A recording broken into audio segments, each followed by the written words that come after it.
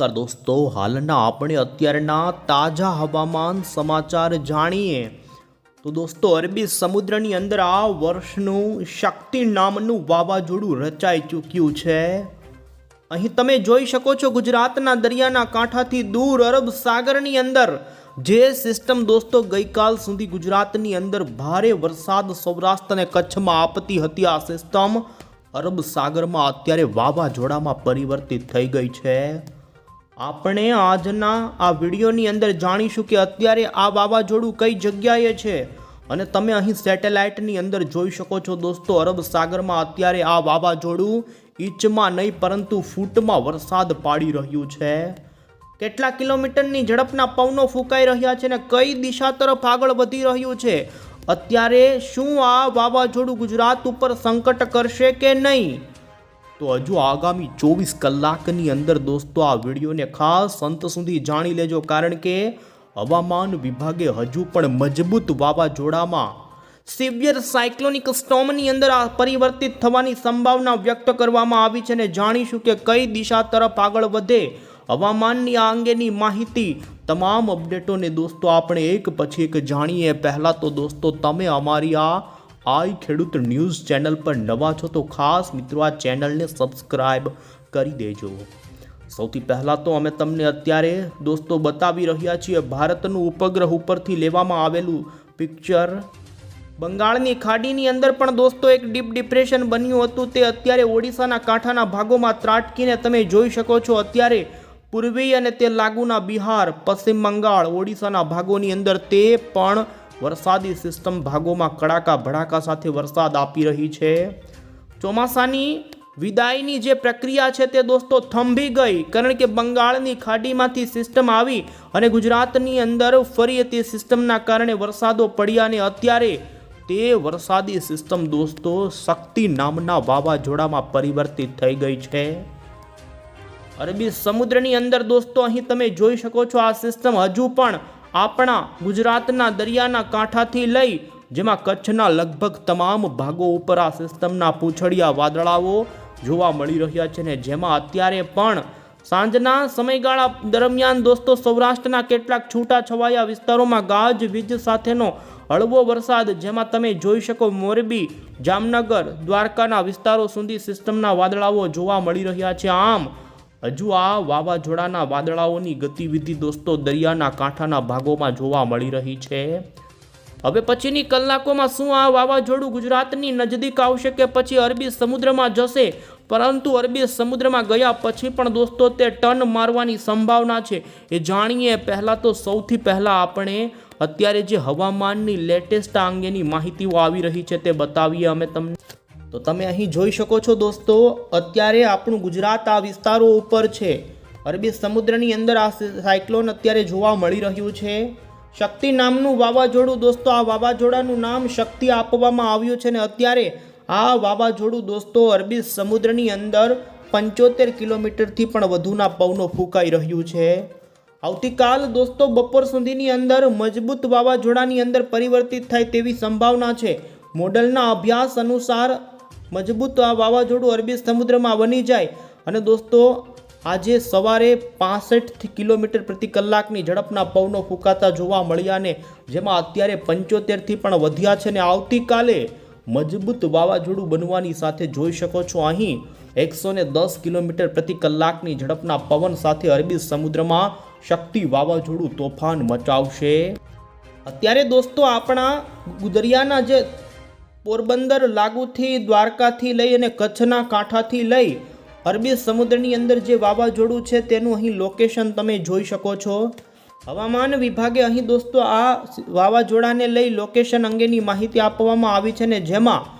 દરિયાના કાંઠાના દ્વારકાના ભાગોથી 250 કિલોમીટર અરબી સમુદ્રમાં આ શક્તિ વાવાઝોડું સક્રિય છે, તો બીજી તરફ પોરબંદરથી 270 કિલોમીટર, કચ્છના નલિયાથી 280 કિલોમીટરની અરબી સમુદ્રની અંદર આ વાવાઝોડાની અત્યારે સ્થિતિ જોવા મળી રહી છે અને આ અંગે દોસ્તો ઇન્ડિયન મોન્સૂન ડિપાર્ટમેન્ટ તરફથી જે શક્તિ વાવાઝોડાને લઈ માહિતી આપવામાં આવી તે લેટેસ્ટ અમે તમને બતાવી રહ્યા છીએ। પવનની ઝડપ અંગેનો જે અહીં ચાર્ટ બતાવવામાં આવ્યો તેમાં તમે જોઈ શકો ખાસ કરીને દોસ્તો અત્યારે આ સિસ્ટમ શક્તિ નામના સાયક્લોનિક સ્ટોર્મમાં પરિવર્તિત થઈ છે, ત્યારે અત્યારે 75 થી 65 કિલોમીટરના તો કોઈક વાર હવે પછીની કલાકોમાં જોટાના પવનો અરબ સાગરમાં 95 કિલોમીટર સુધીના પણ જઈ શકે છે। જેમ જેમ રાત્રિથી લઈ આવતીકાલની સવારથી બપોરનો સમયગાળો દોસ્તો 4 ઓક્ટોબરનો આવશે, ત્યારે 4 અને 5 તારીખ ઉપર જોઈ શકો છો આ વાવાઝોડું મજબૂત જ્યારે બની જાય ત્યારે પવનની ઝડપ તમે જોઈ શકો છો 110થી પણ વધારે જોટાના પવનો 125 કિલોમીટર સુધીના અરબ સાગરમાં જાય તે પ્રમાણેના પવનની ઝડપ અંગેની માહિતી હવામાન વિભાગે આપી છે। અને ત્યારે હવે પછી અમે તમને ખાસ કરીને આવનારી કલાકોને લઈ, જેમાં રાત્રિથી 4 તારીખ 5 તારીખ ઉપર ગુજરાતના કયા જિલ્લાઓની અંદર દોસ્તો વરસાદની સંભાવના રહેશે તે અહીં બતાવીએ। અહીં તમે જોઈ શકો છો દોસ્તો, ખાસ કરીને આવનારી થોડી કલાકો સુધી હજુ કચ્છના અને સૌરાષ્ટ્રના દરિયાના કાંઠાના જિલ્લાના વિસ્તારોની અંદર હળવો વરસાદ આ વાવાઝોડાની વરસાદી વાદળોની ગતિવિધિના કારણે રહે। અને તમે જોઈ શકો છો ખાસ કરીને આ વાવાઝોડું આજ રાત્રિએ ગુજરાતના દરિયાથી દૂર અરબી સમુદ્ર એટલે કે પશ્ચિમી દિશા તરફ આગળ વધે તે પ્રમાણેનું અનુમાન જોવા મળી રહ્યું છે।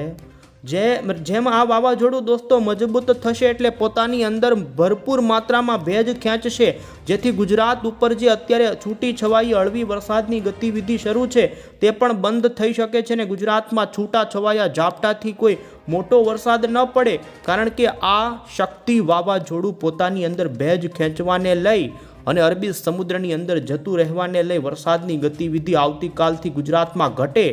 પરંતુ દોસ્તો આ વાવાઝોડું ફરી વળાંક લઈને ગુજરાત ઉપર આવે તેવી પણ સંભાવના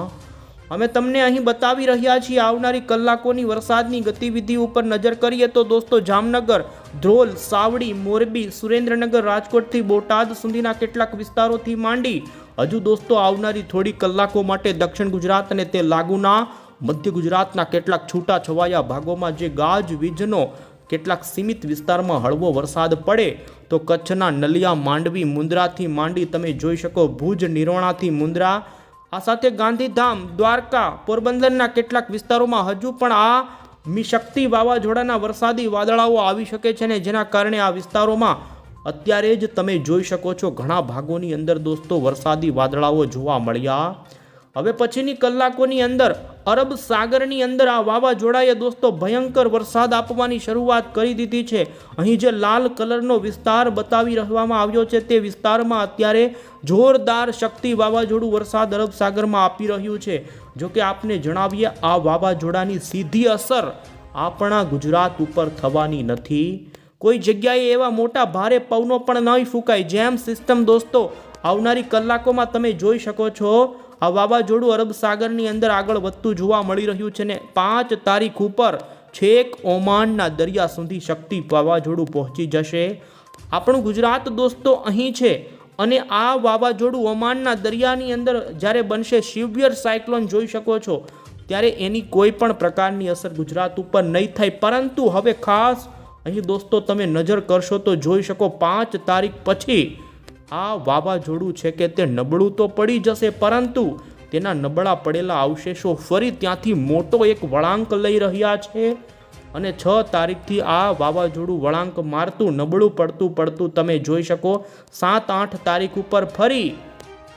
વળાંક મારેલું વાવાઝોડાનું નબળું સ્વરૂપ ગુજરાતના દરિયાકાંઠે આવી પહોંચશે। અને તમે જોઈ શકો 8 તારીખની સાંજ રાત્રિથી જ દોસ્તો દ્વારકા, જામનગર, પોરબંદર, જૂનાગઢ અને કચ્છના કાંઠાથી સૌરાષ્ટ્રના કાંઠાના વિસ્તારોની અંદર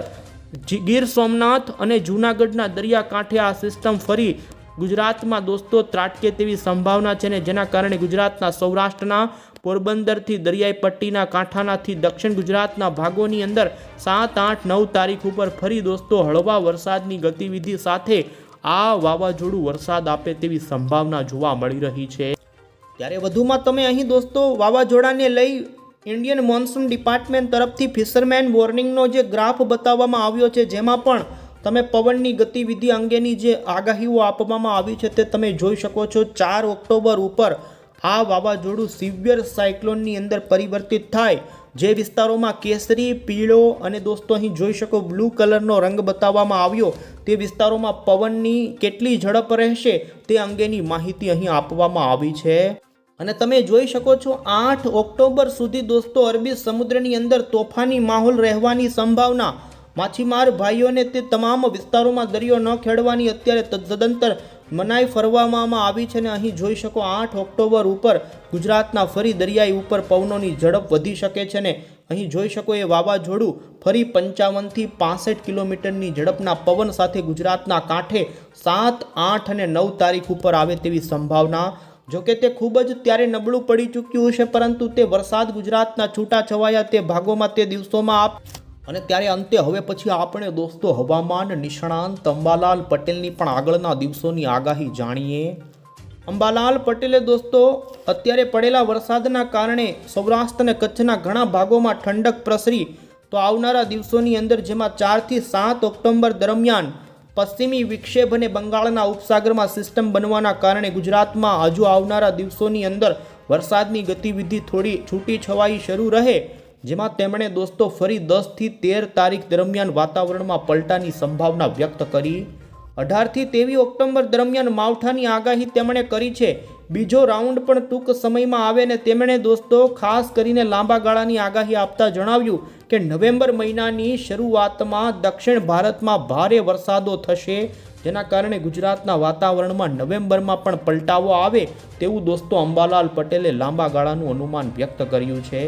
આ સાથે તેમણે દોસ્તો 6, 7, 8 તારીખ ઉપર પણ બંગાળની ખાસ ખાડીમાંથી આવેલી અરબી સમુદ્રમાં અત્યારે જે શક્તિ વાવાઝોડું છે તે યુટર્ન મારે અને જેના કારણે ગુજરાતમાં ફરી 6, 7 તારીખ ઉપર વરસાદો પડે તેવું અનુમાન. અને દોસ્તો 4 થી 8 દરમિયાન ઉત્તરી ભારતના ભાગો પર એક ઐતિહાસિક ઘટના બનશે, જેમાં અત્યારે જે એક સિસ્ટમ બની છે